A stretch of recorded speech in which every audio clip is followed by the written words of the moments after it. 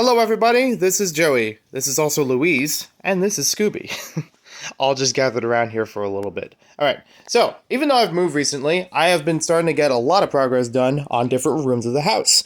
And this is a pretty good setup after 2 or 3 renditions of one of the 2 video game setups in the house. The other one is in my bedroom. That will be on a separate video with more information.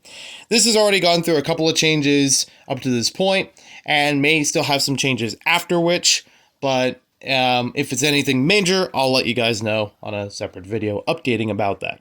This is what I call the video game Cove. For some reason, it's a word that's stuck in my head, and for those who don't know me, I get a word stuck in my head or a phrase stuck in my head for like a week or 2 at a time, and then I run it dry and move on to something else. So that's the word, that's the buzzword for right now, is video game Cove.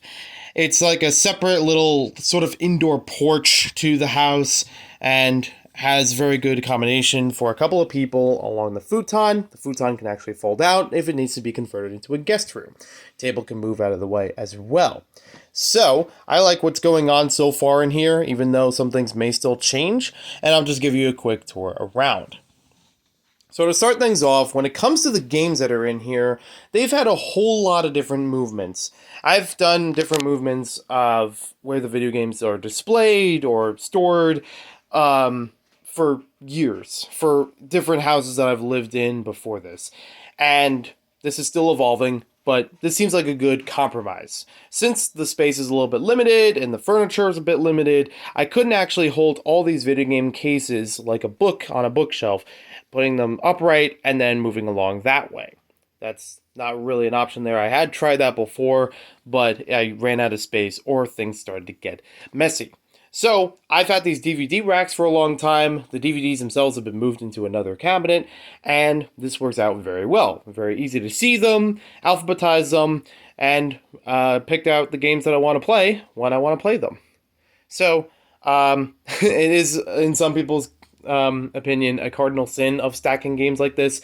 I'm perfectly fine with it. I've done it before, and it's fine to stick with it for now. This is the Xbox 360 collection, which has about 80 games, and then the Wii collection starts here. It has a couple of ones out of alphabetical order because of the smaller little cases that they're in, and then it continues over here next to the futon on another rack. Each of these racks can hold about 38 games each, with the big one in the middle fitting 45. And I don't mind that there's extra space in the bottom of each of them, because I know these will be expanded. There are a couple other games that I would get for both the Xbox 360 and the Wii that I don't have already and would fill in those gaps.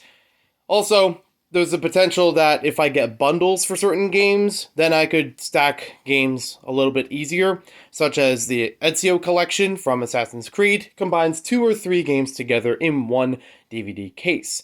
So if I got that and traded the other ones away, then I would eliminate some of the space there. You know, things like that could happen over time.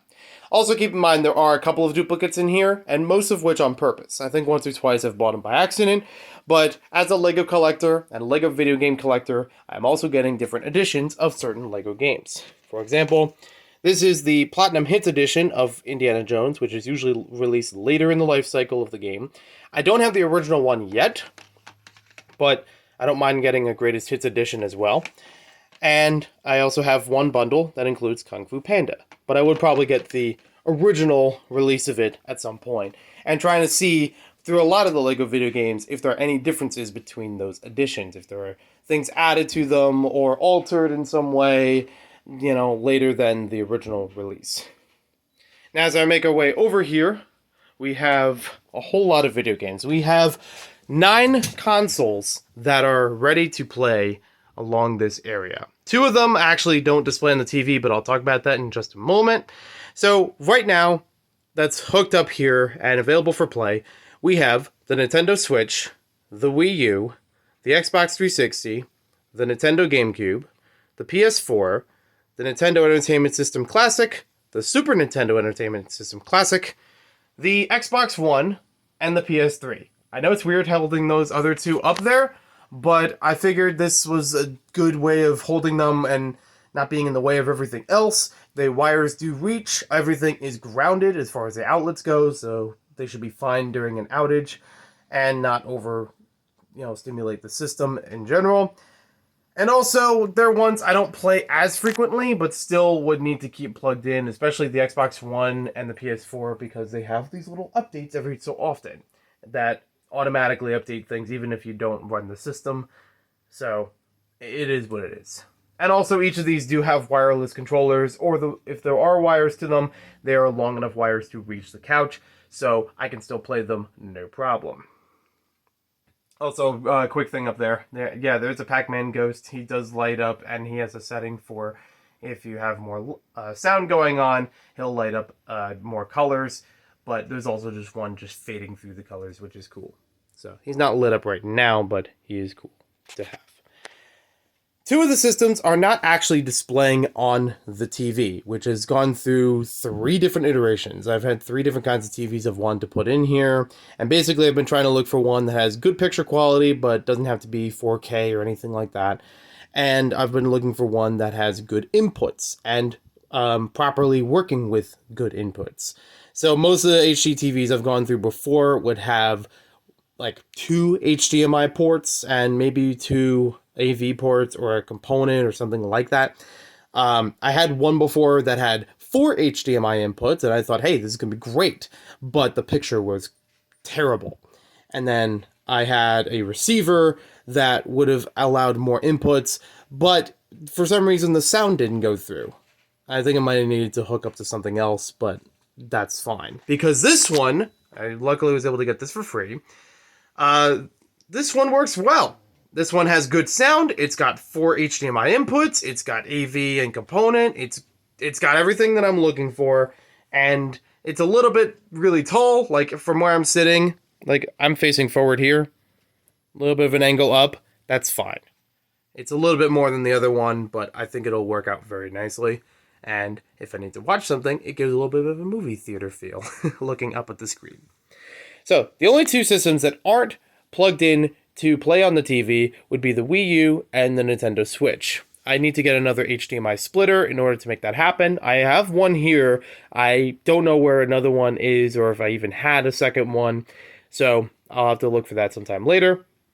But for now, these are perfectly fine to still play with them because they can be used in handheld mode. They have a tablet or other screen that can be used to play them anywhere in the house. Even sitting right here, it's not a big deal if it's not on the screen. But sometime later, yes, I will try to set that up. As far as the other systems in here, it's working very solid. The Gamecube is actually hooked up through AV, and that's the only AV system that we have in here that's hooked up there. I know other ones can take it, but they don't often work well with it, so I just hooked them up to HDMI, excuse me. We also have up here, on this little corner, some Game & Watches. I have an original Game & Watch Donkey Kong, and then I have the recent re-release of the Ball and Super Mario Brothers Game & Watch. I haven't opened it up yet. I plan to open it, it's not trying to keep it sealed, but I am happy to have it either way. And they both would need batteries, but they do function very well. I forgot to mention here Kevin Hinkle's drawing of Sonic the Hedgehog that he made in 2020. I picked this up. It was a one-of-one illustration I picked up from his Etsy, and it looks fantastic. Nice little decoration there. Speaking of decoration, as we go down to the next shelf, since I can't hold all the video game cases on there, what do I use it for? I have the Nintendo Amiibo and Disney Infinity figures. The arrangement of these might actually change a bit over time. I just recently found a little stair-stepping kind of display piece that might help with seeing everybody a little bit clearer, but that will change, and I will update about that in a separate video when other things are done. As for now, this works very well. The Disney Pixar characters are actually in the cabinet, which I will go over in a little bit. But basically, the Marvel and Star Wars characters are out here. I really love the art style of all these figures. They're really nice sculpting. And most of the time, they hold up very well as far as the quality of the material. I used to play Disney Infinity quite a lot between 1.0, 2.0, and 3.0. And every once in a while, I'll go back into it nowadays. I even have fun with things like adding 2 of the same character in there. By accident, I have 3 Darth Vaders. Only one of them is on display right now. I have 2 Captain Americas, and I have 2 Thors. and I actually tried it out, and yes, if you have two people playing, you can play as the same character as long as you have both physical figures. It's a great thing. I think it's just really funny to have like two Thors running around or something like that. But as it is, these are still really nice to set up in here for display, and yeah, so moving on to the Nintendo Amiibo section. There's more Nintendo Amiibo inside of this Disney Infinity container, and I will do update videos about all of these figures sometime later, as well as the Disney Pixar ones I mentioned earlier. So I kind of just chose some of my favorites and a little bit of more classic feel for the bottom layer, but some of my more favorites on the top layer. The Mega Man that's buried behind them is actually a factory misprint.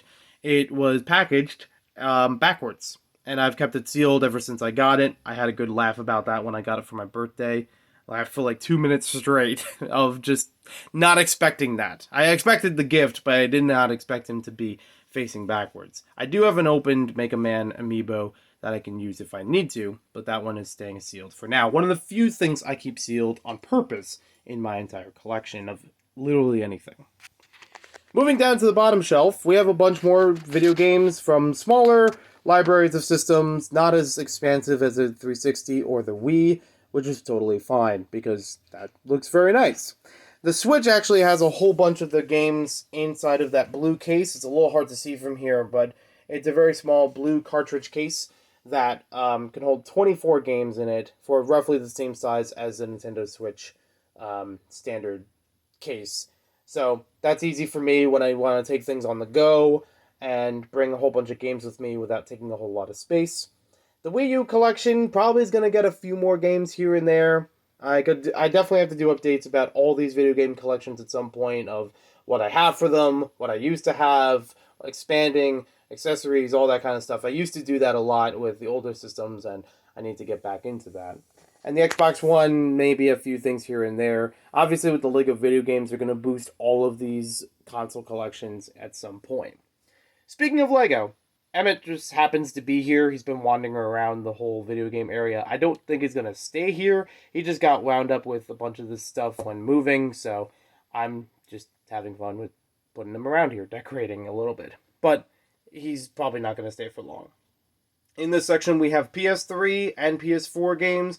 There's just enough PS3 games that actually can wedge in between there and not have to make an entire new stack for them. A whole lot of the video games, especially the CD-based ones, I used to have the cases stored away in a cabinet, and then I put out the discs themselves into CD binders. That way, it saved a lot of space and still made things look presentable. But now, at least there's a little bit more room that I can actually put the cases out and put the CDs back in the cases. So I still have to work on that a little bit more. Only a couple systems left to go. Now, moving things up here, we have a couple Guitar Hero boxes. They have the guitars in them. I've used them. They're not sealed or anything. They're just there for storage and presentation. Because then it looks nice filling in that gap in the wall that I would have otherwise had open.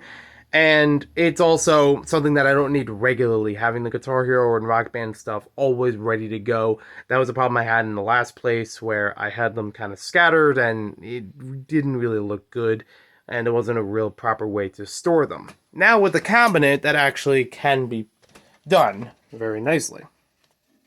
So basically, here's how the cabinet is so far. I may be able to stuff more stuff in here sometime later, especially between each of these shelves. There used to be more shelves for it. I don't know what happened to them, that they got removed for some reason or another and just lost the time basically. But I also don't mind that there are big shelves because it actually works for bigger stuff like these guitars and the drum kit. Yeah, I've taken the whole drum kit apart as best as I could. All the batteries are taken out of all the electronics and accessories as much as possible, so nothing's corroding inside of anything. And when they need to be used, just grab fresh batteries.